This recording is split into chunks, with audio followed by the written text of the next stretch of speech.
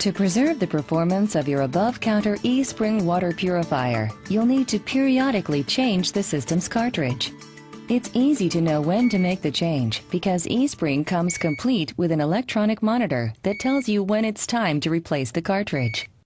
When water is flowing through the system, the indicator will beep continuously. The cup symbol will turn red, the replace cartridge is displayed with no bars visible, and the cartridge icon flashes. This lets you know when you have filtered 1,320 gallons of water, or it has been a year since the last change. It's quick and easy to change the cartridge. You can do it yourself with just a towel and an ink pen. Start by simply unplugging the power adapter. Next, turn off the kitchen faucet. Place the unit on a towel next to the sink and turn the diverter to treated water mode to drain the water. Remove the top shroud by pulling upward and then take off the electronic module. Remove the tubing removal tool. To assure a proper fit when reassembling the unit, use an ink pen to draw lines at the points where the tubes meet the rings. With the logo on the removal tool facing out and the tool set flat against the bracket, place 3 fingers on the dots and push the tool firmly against the rings with even pressure, then pull the tubes free with your other hand. Once the tubes have been removed, unscrew the retaining ring, lift the handle, and pull straight upward to remove the cartridge and bracket. While holding over the sink, simply unscrew the cartridge from the bracket and dispose of the cartridge. Before replacing the cartridge, take a few moments to empty water from the base and inspect the interior surface of the base. If necessary, remove any dirt. Also, inspect the bracket. You are now ready to install the new cartridge. Firmly press the cartridge and bracket together and turn the cartridge until it comes to a stop. With the new cartridge attached, reinsert the bracket into the base.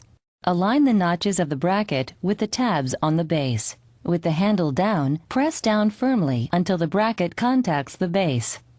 Screw the retaining ring on until it comes to a stop. Look to make sure no screw threads are visible. Because it is not a water seal, you should not twist the retaining ring past where it stops, as this may damage the system.